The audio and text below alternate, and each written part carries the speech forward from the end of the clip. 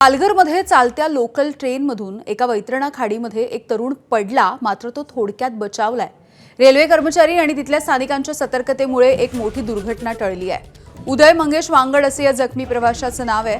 तो बोईसरचा रहिवासी आहे। उदय हा बोईसरवरून बोरिवलीच्या दिशेने प्रवास करत होता आणि त्याच वेळेला तो ट्रेनमधून खाली पडला। सुदैवाने त्याला बचावण्यामध्ये यश आलेलं आहे। त्याच्या आईने उदयला या जीवघेण्या संकटामधून वाचवणाऱ्या या सगळ्या देवदूतांचे आभार मानलेले आहेत। या बचावकर्त्यांचं सगळ्या स्तरामधून कौतुक